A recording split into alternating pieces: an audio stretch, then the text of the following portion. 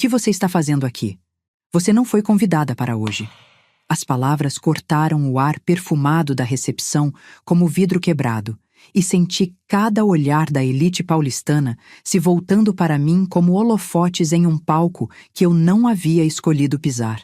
250 pessoas testemunhando minha humilhação pública. Sussurros se espalhando pelo salão principal do buffet Vila Lobos como fogo em palha seca.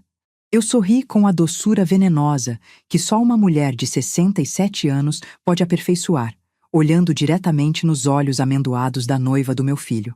Estou indo embora, querida Camila. Respondi com a voz firme que usei para criar Marcelo sozinha por 3 anos depois que o câncer levou meu Osvaldo.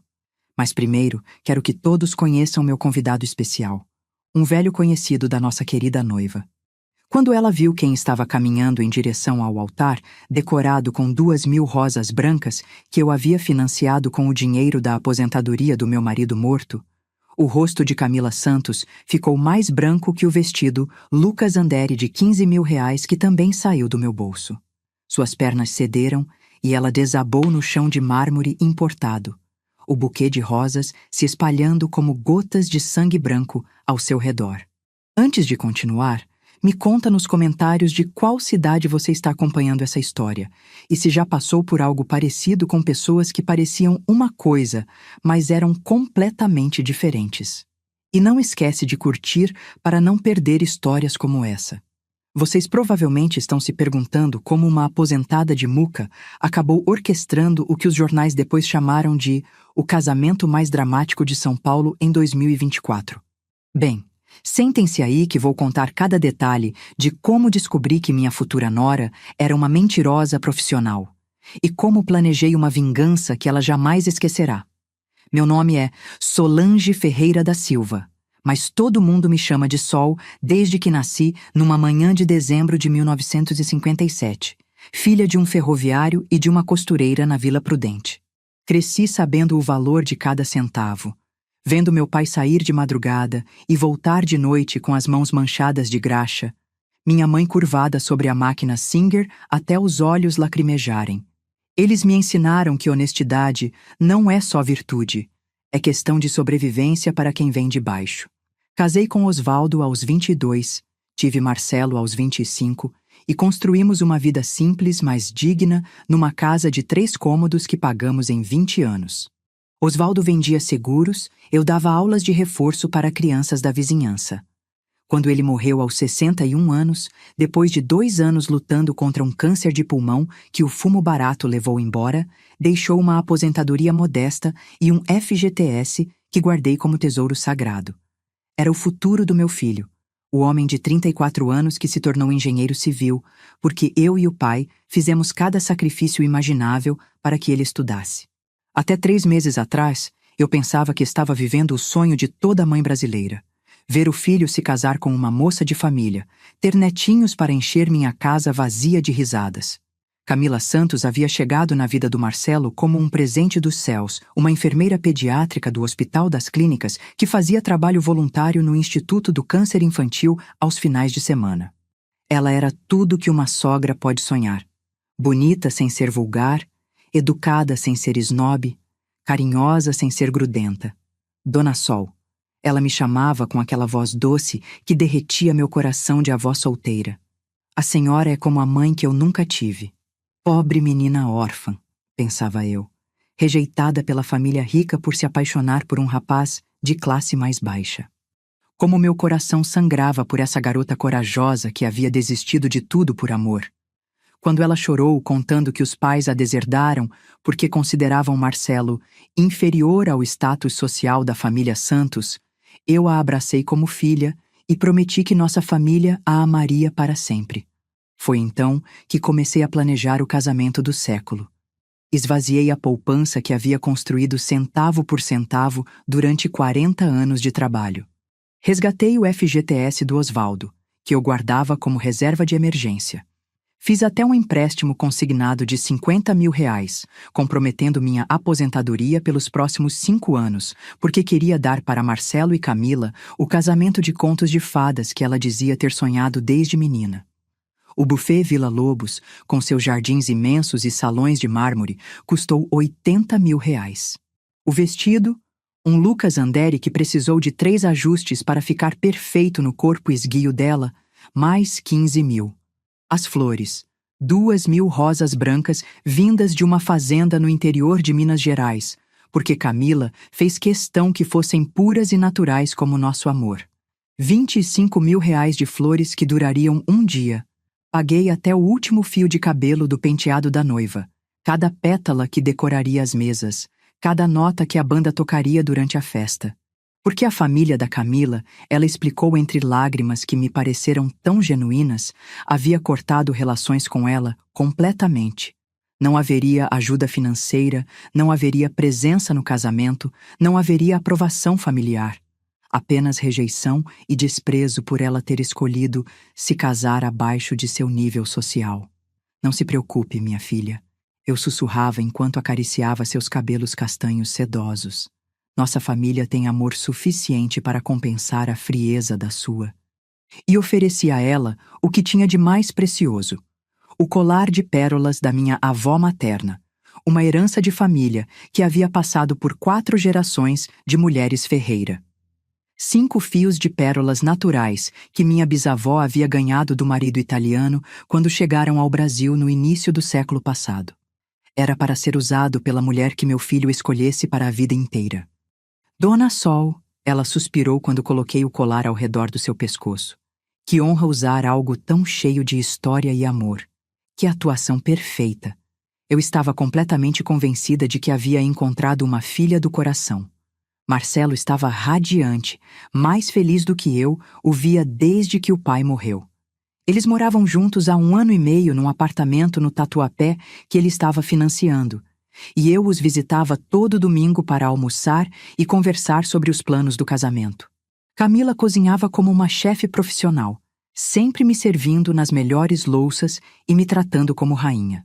Falava sobre ter filhos com um desejo tão genuíno que me peguei comprando roupinhas de bebê escondido, sonhando com netinhos para encher minha casa silenciosa.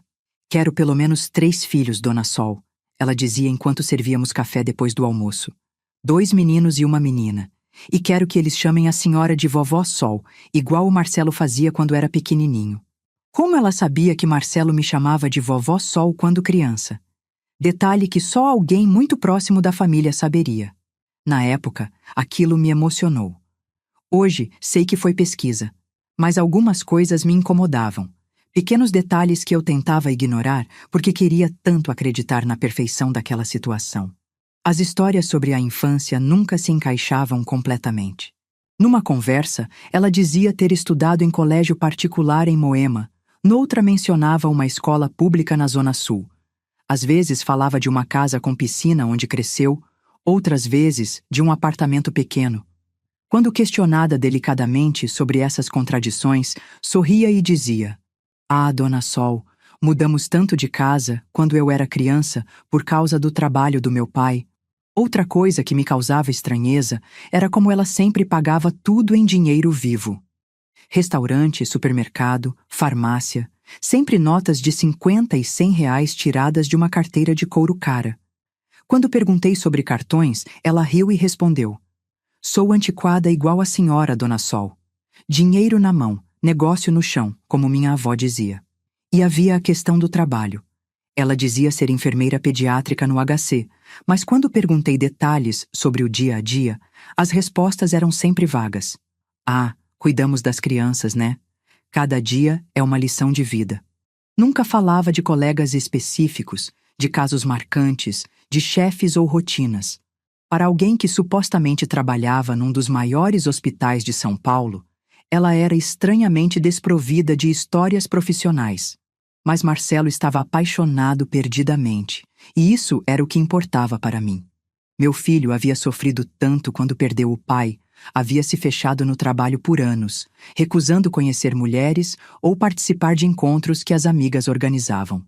Ver ele sorrindo de novo, planejando o futuro, falando de filhos e sonhos, era tudo o que eu podia desejar como mãe. Até a noite de terça-feira, 23 de abril de 2024, quando descobri a verdade que mudaria tudo para sempre. Eu estava levando as lembrancinhas do casamento no apartamento deles. Pequenas caixinhas de acrílico com bem-casados artesanais que havia encomendado numa confeitaria de Higienópolis.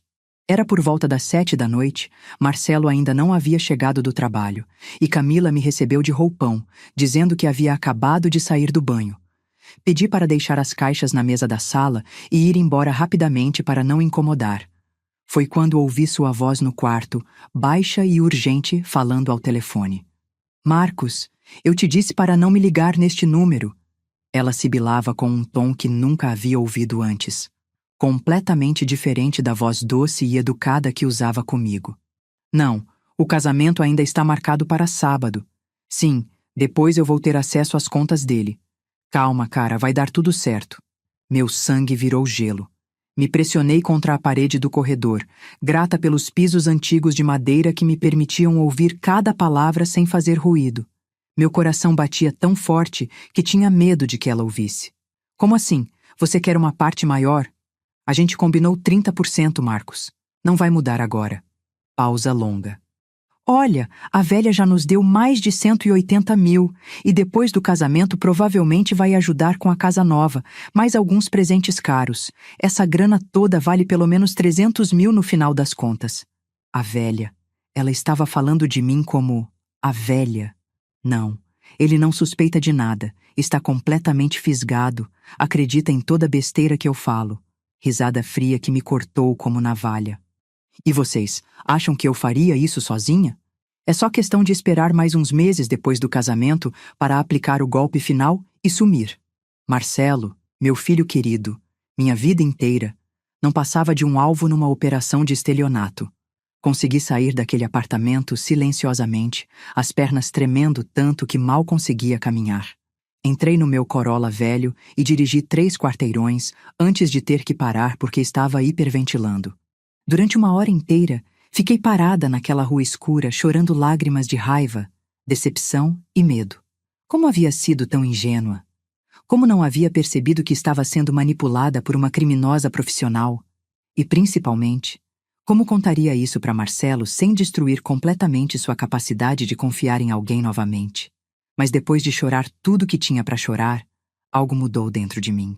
Algo duro e determinado que eu não sentia desde os 2 anos em que lutei ao lado do Osvaldo contra o câncer que acabou levando ele embora.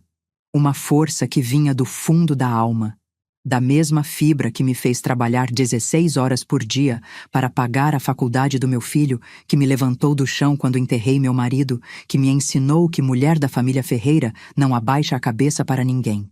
Se Camila Santos, ou qualquer que fosse o nome verdadeiro dela, pensou que poderia destruir meu filho e roubar o dinheiro que custou uma vida inteira de trabalho para juntar, ela havia escolhido a família errada para aplicar seu golpe. Voltei para casa naquela noite e fiz algo que nunca imaginei fazer na vida. Abri o Google e digitei Detetive Particular São Paulo. E vocês? O que fariam se descobrissem que a pessoa que mais amam estava sendo enganada por alguém em quem confiavam completamente? Na manhã seguinte, me encontrei com Teresa Matos num café na Rua Augusta, próximo ao metrô Consolação. Ela era uma mulher de uns 50 anos, cabelos grisalhos presos num coque simples, óculos de leitura pendurados no pescoço e uma pasta de couro surrada que gritava, profissional experiente. Ex-investigadora da Polícia Civil que havia montado escritório próprio depois de se aposentar, especializando-se em casos de fraude matrimonial e estelionato familiar. Dona Solange, disse ela, depois que expliquei a situação toda, tomando notas numa caderneta pequena, o que a senhora está descrevendo parece um golpe de casamento clássico. Essas pessoas são profissionais, sabem exatamente como manipular as emoções das famílias.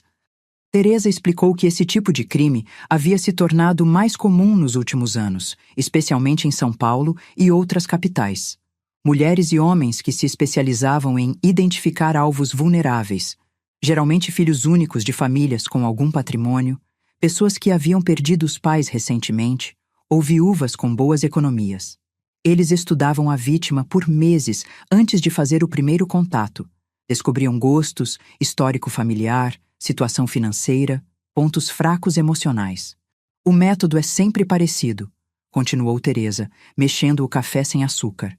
Criam uma personalidade perfeita para conquistar tanto o alvo quanto a família. No caso da senhora, provavelmente pesquisaram tudo sobre vocês antes dela aparecer na vida do seu filho. Mas como eles sabem tantos detalhes íntimos? Perguntei, ainda tentando processar a dimensão da farsa. Redes sociais, dona Solange. Facebook, Instagram, LinkedIn. As pessoas compartilham a vida inteira online sem perceber. Depois tem vizinhos que falam demais, colegas de trabalho, registros públicos. É mais fácil investigar alguém hoje do que há 20 anos atrás. O preço da investigação era R$ 3.000, metade adiantado. Hesitei por um segundo. Era muito dinheiro para minha situação financeira já apertada pelo empréstimo consignado. Mas pensei no Marcelo, na possibilidade dele casar com uma criminosa e ter a vida destruída, e assinei o contrato sem pestanejar. Quanto tempo a senhora precisa? Perguntei. 1 semana, no máximo 10 dias. Se ela realmente for quem eu suspeito, vou encontrar o rastro. Durante os 5 dias seguintes, vivi num estado de ansiedade permanente. Continuei visitando Marcelo e Camila normalmente, participando dos preparativos finais do casamento, sorrindo e fingindo que nada havia mudado. Mas cada vez que olhava para ela, via uma estranha. Cada gesto carinhoso parecia calculado. Cada Dona Sol soava falso nos meus ouvidos. Era como descobrir que sua casa havia sido invadida por meses sem você perceber. Marcelo notou minha mudança de humor. Mãe, a senhora está bem? Parece preocupada com alguma coisa. É só nervosismo pré-casamento, filho. Menti, apertando a mão dele. Sabe como é? Mãe coruja sempre fica ansiosa com mudanças grandes. A senhora não precisa se preocupar, disse Camila, abraçando meu braço com aquela intimidade fingida que agora me dava nojo. Vou cuidar muito bem dele. E da senhora também, é claro. Como ela conseguia mentir olhando diretamente nos meus olhos? Que tipo de pessoa faz isso sem demonstrar nenhum pingo de culpa? Na sexta-feira de manhã, Teresa me ligou. Dona Solange, preciso que venha ao meu escritório. Urgente. O escritório dela ficava num prédio comercial antigo na Liberdade. Sala pequena, mas organizada, com arquivos empilhados até o teto e um computador que parecia estar ligado permanentemente. Teresa me recebeu com uma expressão grave que fez meu estômago embrulhar. Sente-se, Dona Solange. O que descobri é pior do que imaginávamos. Ela abriu uma pasta repleta de documentos, fotos e impressões de páginas da internet. Camila Santos não existe. O RG que ela apresentou para o cartório é falsificado. A mulher que seu filho vai casar chama-se Priscila Regina Oliveira, tem 31 anos, é natural de Recife e possui uma ficha criminal extensa. Meu mundo desabou novamente. Mesmo sabendo que algo estava errado, descobrir a extensão da mentira foi como levar um soco no estômago. Teresa mostrou as fotos. Priscila em diferentes cidades, com cabelos de cores diferentes, sempre ao lado de homens mais velhos em cerimônias de casamento ou noivado. Recife, Belo Horizonte, Salvador, Brasília. Sempre o mesmo sorriso doce, sempre a mesma encenação. Ela tem pelo menos 6 identidades falsas documentadas. Aplicou golpes matrimoniais em 4 estados diferentes nos últimos 5 anos. Os valores variam entre 50 mil e 200 mil reais por vítima. E os homens que ela enganou?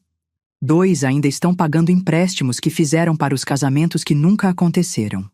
Um terceiro teve depressão severa e precisou ser internado.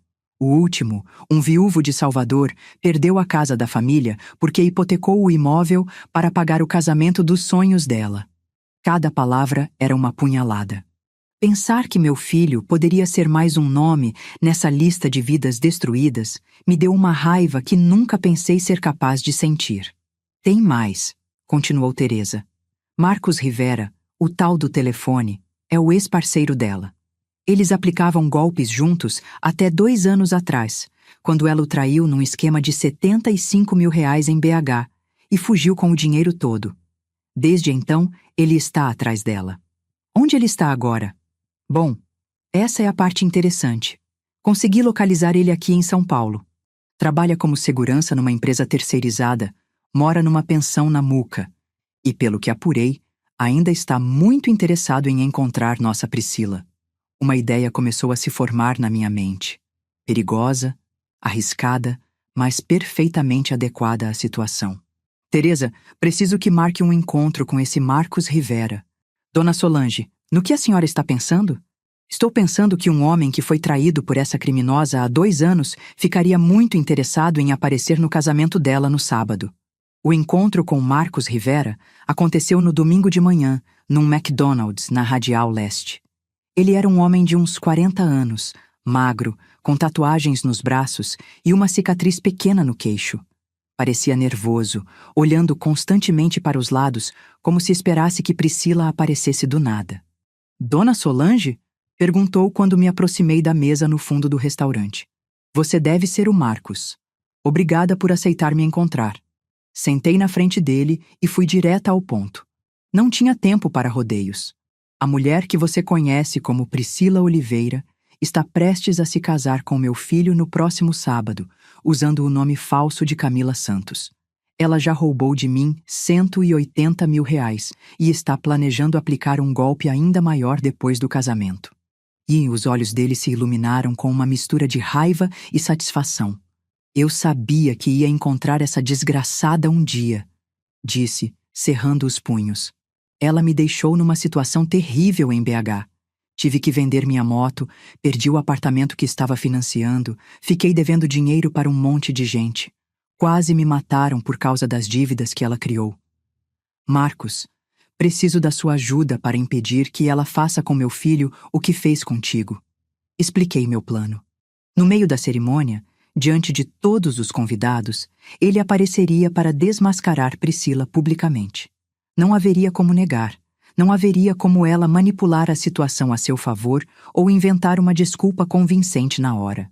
A vingança perfeita, murmurou ele, sorrindo pela primeira vez. Ela sempre dizia que o maior medo dela era ser humilhada em público, que preferia morrer a passar vergonha na frente de muita gente. Então você aceita me ajudar? Senhora, eu pagaria para fazer isso, mas tem uma condição. Meu coração apertou. Qual? Eu quero que ela seja presa. Não quero só humilhar ela. Quero justiça. Para mim, para seu filho, para todos os outros que ela enganou. Como vamos conseguir isso? Marcos tirou do bolso um envelope amarelado. Guardei todas as provas do golpe que ela aplicou em mim. Documentos falsos, conversas gravadas, comprovantes das transferências que fiz para ela. A Teresa me falou que vocês também têm gravação da ligação que ela fez falando sobre o golpe. Era verdade. Na quarta-feira anterior, eu havia voltado ao apartamento deles com a desculpa de pegar um prato que havia esquecido e consegui gravar parte de outra conversa telefônica dela usando o celular. Não era muito claro, mas dava para entender que ela estava coordenando algum tipo de fraude. Tenho contato com um investigador da Polícia Federal que trabalha com crimes desse tipo, continuou Marcos. Se apresentarmos todas as provas juntas, no momento certo, eles podem prender ela em flagrante por estelionato e uso de documentos falsos. A ideia era ainda melhor do que eu havia imaginado. Não apenas impedir o casamento, mas garantir que Priscila pagasse pelos crimes. E se ela tentar nos culpar por alguma coisa? Inventar que é perseguição? Com as provas que temos, e principalmente com todas as outras vítimas que ela deixou pelo Brasil, não vai ter como negar. Além do mais, Dona Solange, a senhora não fez nada ilegal. Está apenas protegendo seu filho de um crime. Passamos 2 horas planejando cada detalhe. Marcos chegaria ao buffet às 3 da tarde, 1 hora depois do início da cerimônia, quando Priscila já estivesse no altar. Eu mandaria uma mensagem para ele no momento exato e ele irromperia no salão gritando o nome verdadeiro dela. Simultaneamente, eu chamaria a Polícia Federal, que já estaria a caminho com um mandado de prisão baseado nas nossas evidências. Uma coisa me intriga, disse eu quando já estávamos nos despedindo. Como ela conseguiu enganar tanto o Marcelo quanto a mim por tanto tempo? Somos pessoas inteligentes, não somos ingênuos. Marcos riu amargamente. Dona Solange, essa mulher é um gênio da manipulação. Ela estuda psicologia humana igual um cientista. Sabe exatamente que botão apertar para conseguir o que quer. Comigo, ela fingiu ser uma mulher frágil que precisava de proteção. Com seu filho, provavelmente se fez de mulher independente, mas que valoriza a família. Com a senhora, virou a nora perfeita que nunca teve mãe. Era exatamente isso.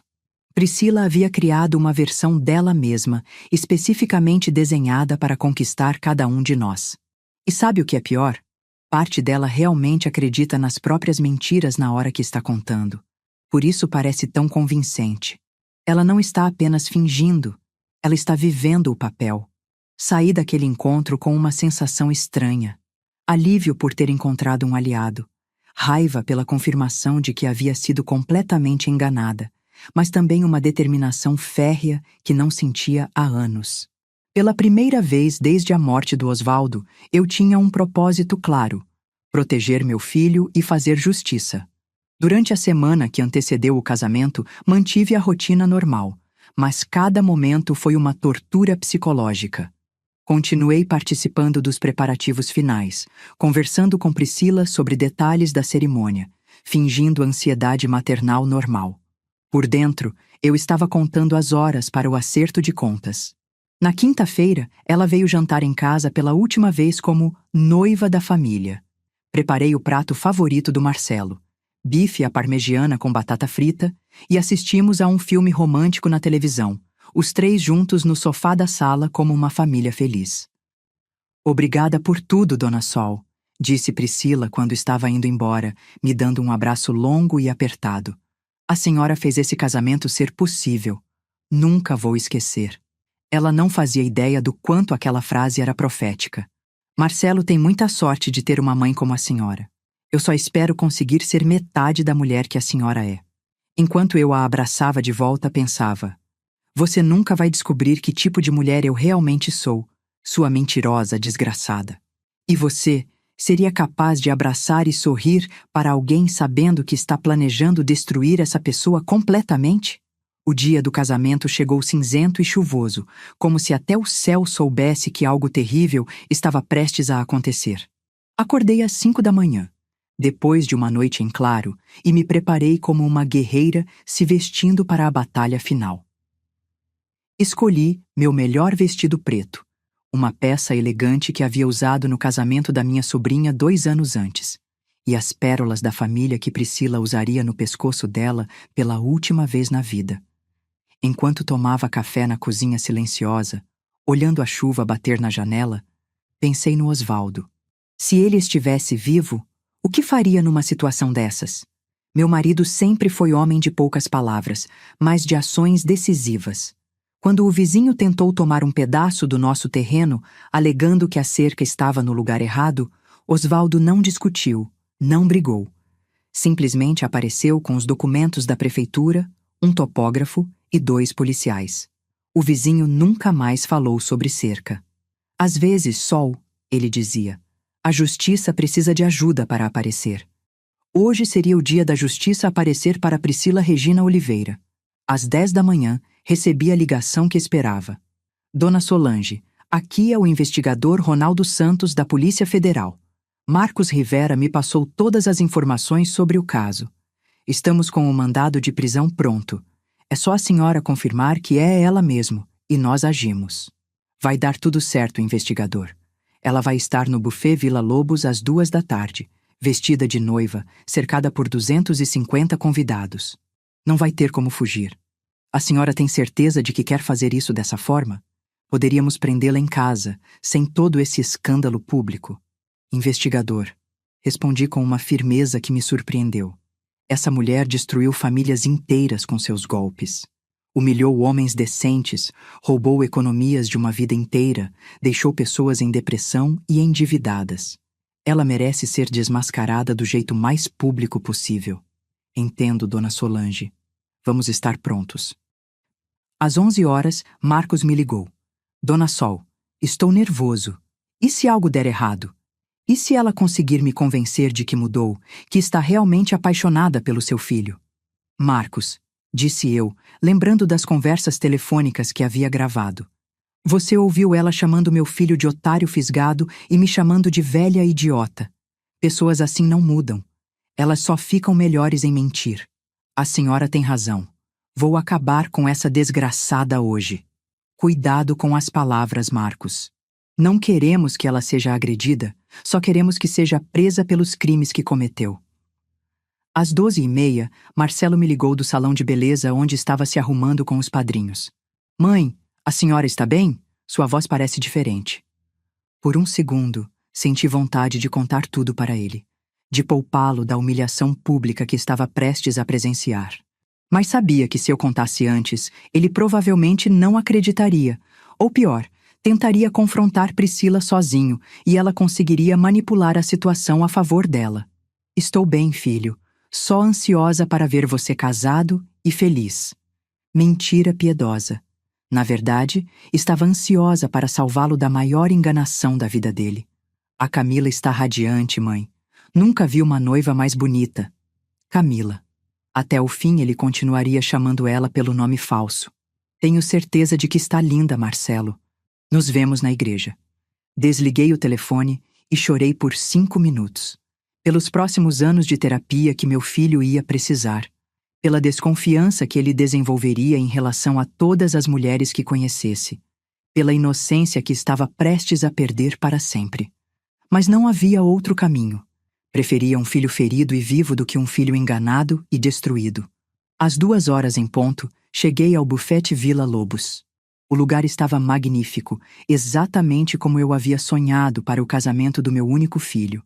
Rosas brancas em cada mesa, lustres de cristal refletindo a luz dourada da tarde, convidados elegantemente vestidos conversando em pequenos grupos. Uma festa que custou R$180 mil dos meus suados recursos de aposentada. Cumprimentei alguns conhecidos, sorri para as amigas do trabalho do Marcelo, troquei beijos sociais com parentes distantes. Todo mundo comentando como eu devia estar emocionada, como o casamento estava lindo, como Camila era uma menina de sorte por ter encontrado uma família tão amorosa. Se soubessem o que estava prestes a acontecer... Às 2h15, o cerimonialista pediu para todos ocuparem seus lugares. A música começou a tocar e senti meu coração disparar. Hora do show. Marcelo entrou primeiro, lindo no smoking que eu havia alugado na melhor loja da região da Oscar Freire. Meu filho estava radiante, com aquele sorriso largo que eu não via desde antes da morte do pai. Por um segundo, me questionei se estava fazendo a coisa certa. Ele parecia tão feliz. Mas aí me lembrei da voz de Priscila ao telefone. Está completamente fisgado. Os padrinhos e madrinhas entraram em pares, todos sorridentes, todos alheios ao drama que estava prestes a se desenrolar. A música mudou para a marcha nupcial e todos os convidados se levantaram. Priscila apareceu na entrada do salão como uma aparição. O vestido Lucas Andere de R$15 mil caía perfeitamente no seu corpo esguio. O véu de 3 metros se arrastava no chão de mármore como uma nuvem branca, e no pescoço, brilhando sob as luzes do salão, estavam as pérolas da minha bisavó. Ela estava absolutamente deslumbrante. Uma mentirosa criminosa, mas deslumbrante. Caminhou sozinha em direção ao altar. Afinal, não tinha pai para acompanhá-la. Mais uma das suas mentiras elaboradas. Sorrindo para os convidados como uma princesa em conto de fadas. Quando passou pela fileira onde eu estava sentada, nossos olhos se encontraram por um segundo, e ela me piscou discretamente, como se disséssemos: conseguimos, Dona Sol, nosso plano deu certo. Se ela soubesse qual era realmente o meu plano... O padre começou a cerimônia com aquelas palavras tradicionais sobre amor, compromisso e família. Falou sobre a importância dos laços matrimoniais, sobre como o casamento era uma união sagrada que não deveria ser quebrada por ninguém. Ironia cruel do destino. Marcelo Roberto Ferreira da Silva, disse o padre, você aceita Camila Santos como sua esposa, promete amá-la e respeitá-la na alegria e na tristeza, na saúde e na doença, na riqueza e na pobreza, por todos os dias de sua vida? Aceito, respondeu meu filho com uma convicção que me partiu o coração. Camila Santos, continuou o padre, você aceita Marcelo Roberto como seu esposo. Foi nesse momento que enviei a mensagem para Marcos. Agora. Meu coração batia tão forte que achei que todos no salão poderiam ouvi-lo. Olhei para o telefone. 2h47. Marcos deveria estar chegando ao buffet neste exato momento. Promete amá-lo e respeitá-lo na alegria e na tristeza. Priscila estava prestes a responder quando ouviu o barulho de passos rápidos no corredor que levava ao salão principal. Alguns convidados se viraram curiosos para ver o que estava acontecendo. Por todos os dias de sua vida? Eu aqui... Priscila Regina Oliveira! A voz de Marcos ecoou pelo salão como um trovão, cortando as palavras dela no meio. 250 pessoas se viraram simultaneamente para ver quem estava gritando, e um silêncio mortal tomou conta do ambiente. Marcos estava na entrada do salão, vestindo uma camisa social branca e calça preta, segurando uma pasta de documentos numa mão e apontando para a noiva com a outra. Priscila Regina Oliveira, criminosa procurada em 4 estados. O rosto de Priscila passou por uma transformação que jamais esquecerei. Em menos de 2 segundos, ela foi da noiva radiante à mulher em pânico total. A cor sumiu completamente do rosto, os olhos se arregalaram de terror e ela começou a tremer visivelmente. "Quem é você?" gritou ela, tentando manter a compostura. "Eu não conheço esse homem. Meu nome é Camila Santos." "Seu nome é Priscila Regina Oliveira." Marcos gritou de volta, começando a caminhar em direção ao altar. "Você me aplicou um golpe de R$75 mil em Belo Horizonte há 2 anos, e agora está tentando fazer a mesma coisa com essa família." O burburinho começou entre os convidados, pessoas sussurrando, tentando entender o que estava acontecendo. Marcelo olhava de Marcos para Priscila com uma expressão de confusão total. "Camila, quem é esse homem?" perguntou meu filho, ainda sem entender nada. "Eu não sei, amor. É um maluco. Ele está confundindo eu com outra pessoa." Priscila estava quase gritando agora, as lágrimas começando a escorrer pelo rosto cuidadosamente maquiado. "Maluco, é?" Marcos chegou ao altar e abriu a pasta. "Então explica essas fotos suas com documentos falsos em Recife, Salvador e Brasília." Ele começou a jogar fotografias no chão de mármore. Fotos de Priscila em outros casamentos, com outros homens, usando outros nomes. A evidência era incontestável. "E explica essa gravação da sua conversa telefônica dessa semana, falando sobre como ia aplicar o golpe final depois do casamento." Marcos apertou o play num pequeno gravador e a voz inconfundível de Priscila ecoou pelo sistema de som do salão. "A velha já nos deu mais de 180 mil. Ele não suspeita de nada. Está completamente fisgado." O silêncio que se seguiu foi ensurdecedor. 250 pessoas processando simultaneamente que estavam assistindo ao desmascaramento de uma criminosa profissional. Priscila olhou para Marcelo com desespero. "Amor, eu posso explicar. Isso é tudo mentira. Ele está tentando me prejudicar." Mas Marcelo não estava mais olhando para ela. Estava olhando para mim. "Mãe", disse ele lentamente. "A senhora sabia disso?" Levantei da minha cadeira e caminhei em direção ao altar, cada passo ecoando no salão silencioso. "Sabia, filho. Descobri na semana passada e organizei tudo isso para te proteger. Por que não me contou antes? Porque você não acreditaria em mim. Porque ela é muito boa no que faz. E porque eu queria que você visse a verdadeira face dela quando não tivesse mais como fingir." Priscila me olhou com um ódio puro que finalmente revelou quem ela realmente era por baixo da máscara doce. "Você", sibilou como uma cobra. "Velha miserável, você armou isso tudo." "Armei mesmo, minha querida. E sabe por quê? Porque uma mulher da família Ferreira não baixa a cabeça para ladra." Nesse momento, 3 homens de terno entraram no salão. "Polícia Federal. Priscila Regina Oliveira, você está presa por estelionato, uso de documentos falsos e formação de quadrilha." O que aconteceu depois foi um caos controlado. Priscila tentou correr, mas tropeçou no próprio vestido e caiu no chão de mármore, as pérolas da minha bisavó se espalhando pelo salão como lágrimas brancas. Os policiais a ajudaram a levantar e colocaram as algemas, enquanto ela gritava que era tudo perseguição, que ela estava realmente apaixonada pelo Marcelo. "Eu amo você!" ela gritou para meu filho enquanto era levada pelos policiais. "Eu realmente amo você." "Isso não era mentira." Marcos riu amargamente. Ela disse a mesma coisa para mim em BH, e para o viúvo em Salvador, e para o comerciante em Recife. Sempre diz que ama quando é presa. Os convidados estavam em estado de choque. Alguns já haviam saído do salão. Outros tiravam fotos e gravavam vídeos com os celulares. Outros simplesmente ficaram paralisados, tentando processar o que acabavam de presenciar.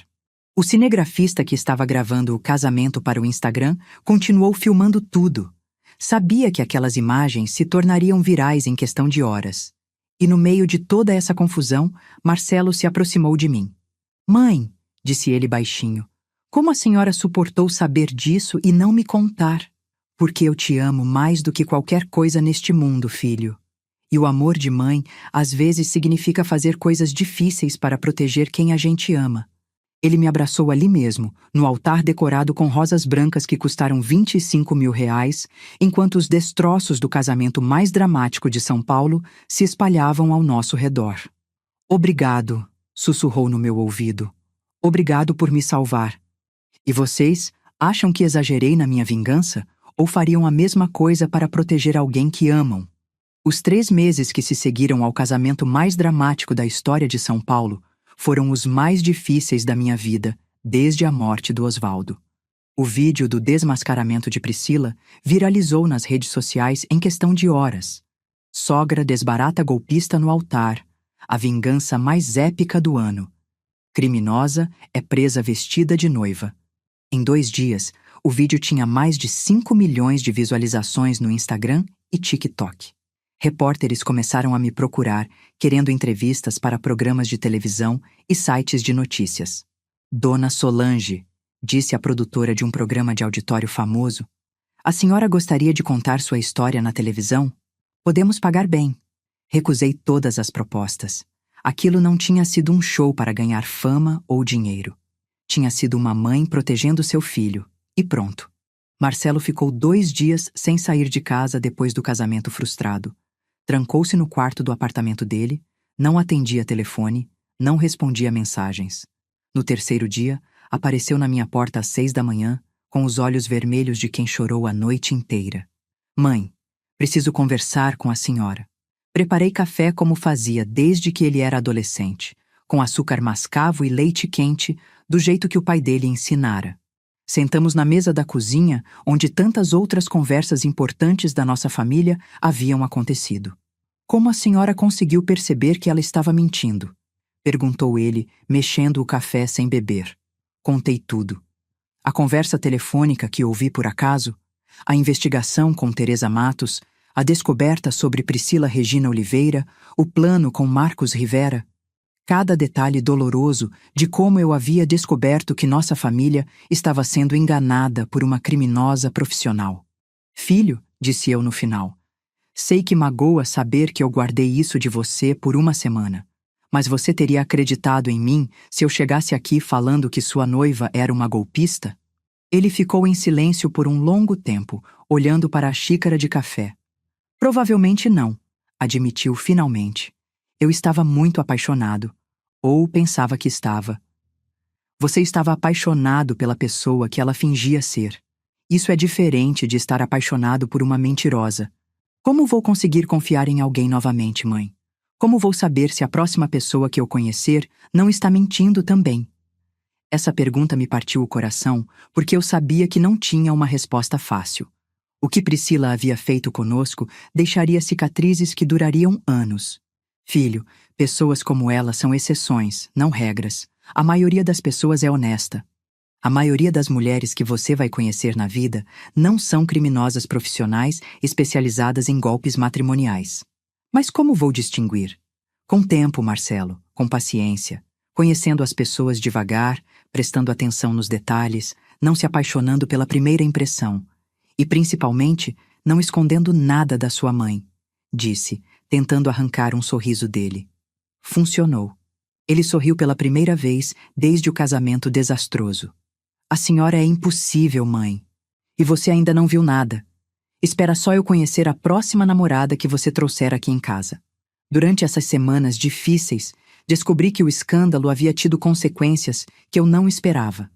Teresa Matos me ligou para contar que outras vítimas de Priscila pelo Brasil estavam entrando em contato comigo através das redes sociais, querendo saber como haviam feito para desmascarar ela. Dona Solange, tem um senhor de Salvador que perdeu a casa por causa dela. Está querendo vir a São Paulo para testemunhar no julgamento. E vai ter julgamento mesmo? Vai sim. Com todas as provas que conseguimos, ela vai pegar pelo menos 5 anos de cadeia e vai ter que devolver o dinheiro para todas as vítimas. Essa notícia me deu uma satisfação que não sentia há meses. Justiça sendo feita, finalmente.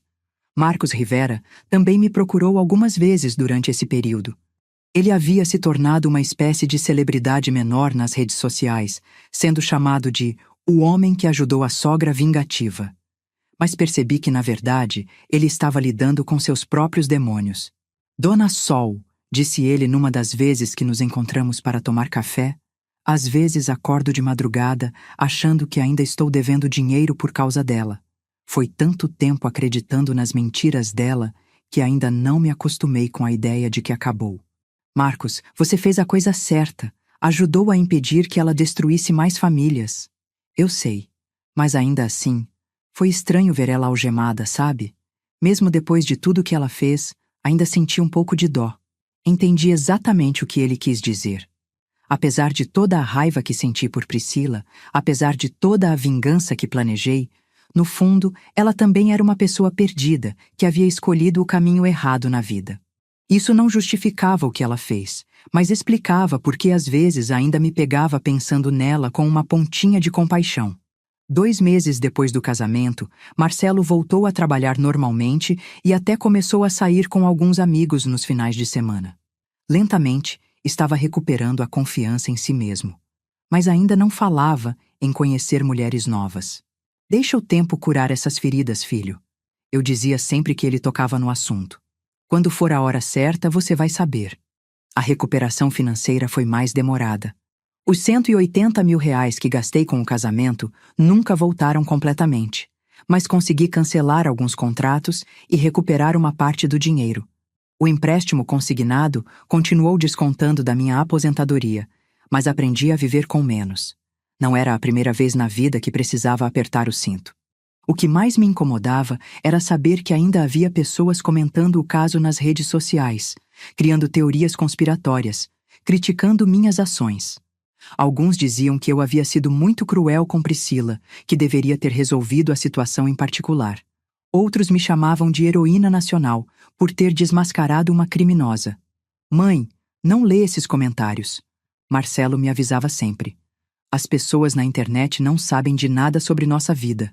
Ele tinha razão, mas ainda assim era difícil ignorar completamente. O julgamento de Priscila Regina Oliveira aconteceu 4 meses depois do casamento. Eu e Marcelo fomos convocados como testemunhas, junto com Marcos e outras 3 vítimas dela que vieram de outros estados. Foi a primeira vez que vi ela novamente desde o dia da prisão. Priscila estava diferente. Sem a maquiagem profissional, sem os cabelos perfeitamente arrumados, sem as roupas caras, ela parecia menor, mais frágil. Usava uma roupa simples de presidiária e mantinha os olhos baixos durante todo o julgamento. Quando chegou minha vez de testemunhar, o advogado de defesa dela tentou me apresentar como uma sogra ciumenta que havia armado uma perseguição injusta. Dona Solange, a senhora não acha que poderia ter conversado com a acusada em particular antes de criar todo esse escândalo público? Doutor, respondi com a mesma voz firme que usei para criar meu filho sozinha. A acusada havia roubado de mim R$ 180 mil e estava planejando aplicar um golpe ainda maior no meu filho depois do casamento. Pessoas assim não merecem conversas em particular. Merecem cadeia. O promotor público apresentou todas as provas: as gravações telefônicas, os documentos falsos, o histórico criminal em outros estados, os depoimentos das outras vítimas. Era impossível negar a culpa dela.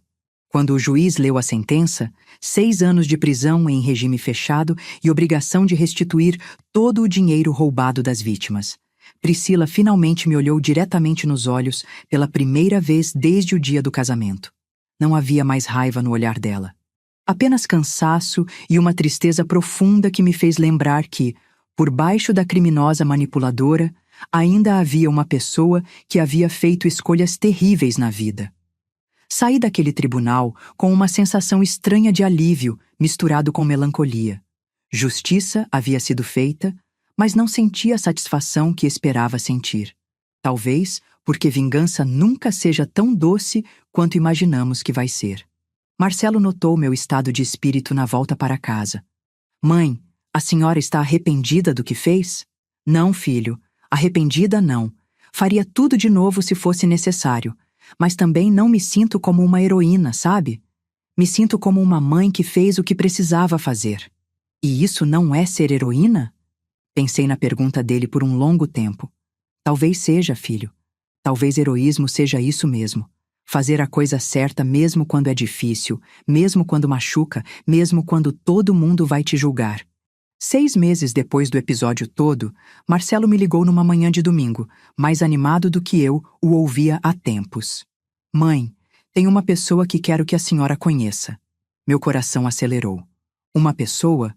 Uma colega do trabalho, a Fernanda. Engenheira civil também, trabalha na mesma empresa que eu há 3 anos. A gente começou a conversar mais depois de tudo que aconteceu. Ela foi muito legal comigo durante aquele período difícil. E eu gostaria de trazê-la para almoçar em casa no próximo domingo, se a senhora aceitar conhecer ela. Claro que aceito, filho, mas dessa vez vou investigar ela direitinho antes, viu? Ele riu na linha. Mãe, a senhora é terrível, mas eu amo a senhora exatamente por isso. No domingo seguinte, conheci Fernanda Ribeiro, uma moça de 30 anos, filha de um pedreiro e de uma faxineira do interior do Paraná, que havia se formado em engenharia com muito esforço e estava construindo a carreira em São Paulo. Simples, direta, sem firulas, o oposto completo de Priscila. Durante o almoço, ela me contou sobre a família, mostrou fotos dos pais e dos irmãos, falou sobre o trabalho com o conhecimento técnico de quem realmente era engenheira.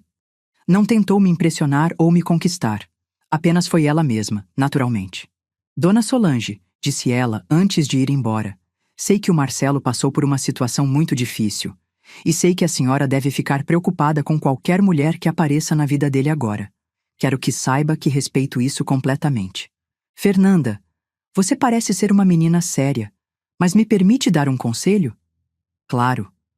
Nunca esconda nada de importante do Marcelo. E nunca esconda nada de importante de mim.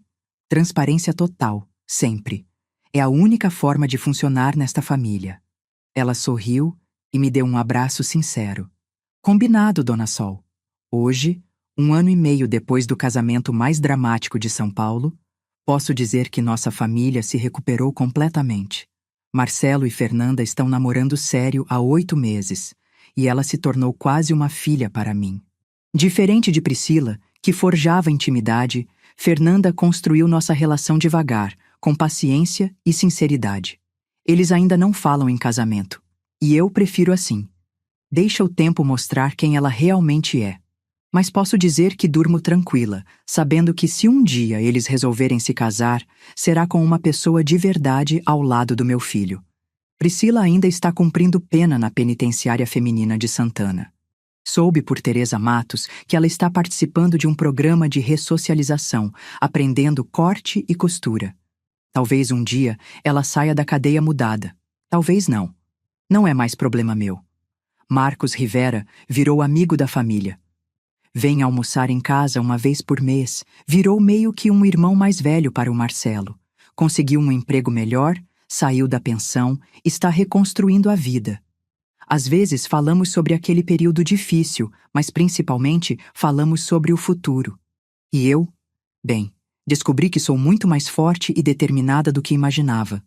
Descobri que amor de mãe pode ser suave quando precisa, mas também pode ser feroz quando necessário.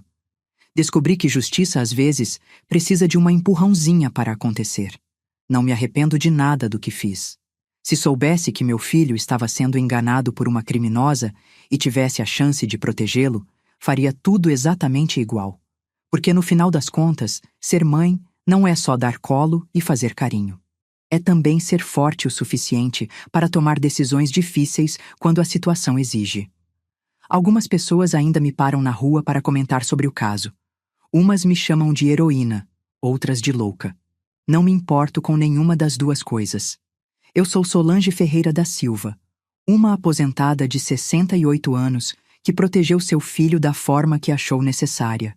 E se isso faz de mim a sogra mais temível de São Paulo, que assim seja. Porque uma coisa eu aprendi nessa vida toda. Nunca subestimem uma mulher brasileira quando ela está protegendo sua família. Somos muito mais perigosas do que parecemos. Na semana passada, Fernanda me procurou em particular. Dona Sol, posso fazer uma pergunta? Claro, minha filha. Como a senhora soube que eu era diferente da outra? Simples, Fernanda. Você nunca tentou me impressionar.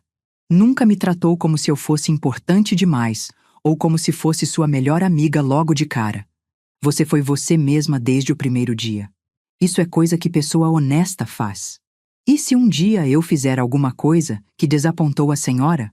Aí a gente conversa como família de verdade conversa. Com sinceridade, mesmo que doa. Mas sempre com amor. Ela sorriu e me deu aquele abraço carinhoso que só filha de coração sabe dar. Obrigada por ter me aceito na família, Dona Sol. Obrigada por fazer meu filho feliz de verdade, minha filha. Esta é minha história. A história de como uma aposentada da Muca descobriu que sua futura nora era uma criminosa e orquestrou a vingança mais comentada que São Paulo já viu. A história de como o amor de mãe pode ser doce como mel, mas também implacável como aço quando precisa proteger um filho. E sabem qual é a melhor parte? 3 semanas atrás, Fernanda me perguntou se eu ainda tinha o colar de pérolas da bisavó. Tenho sim, minha filha. Por quê? É que o Marcelo disse que um dia, quando for a hora certa, esse colar vai para a mulher com quem ele se casar de verdade. E você acha que chegou essa hora? Ainda não, ela respondeu com aquela honestidade que me conquistou desde o início. Mas acho que está chegando. Quando esse dia chegar, quando meu filho finalmente se casar com alguém que merece usar as pérolas da minha bisavó, vou saber que toda essa história valeu a pena. Que a vingança, o escândalo, a dor e a recuperação, tudo valeu a pena para que ele encontrasse o amor verdadeiro. Porque no final das contas, essa foi sempre a verdadeira história. Não sobre vingança, mas sobre proteção. Não sobre ódio, mas sobre amor. O amor incondicional de uma mãe que faria qualquer coisa para salvar seu filho. Obrigada por chegarem até o fim dessa história. Se ela tocou vocês de alguma forma, se conhecem alguém que já passou por situação parecida, ou se são mães que fariam a mesma coisa pelos seus filhos, compartilhem nos comentários, porque histórias como essa precisam ser contadas para que outras famílias não passem pelo que passamos.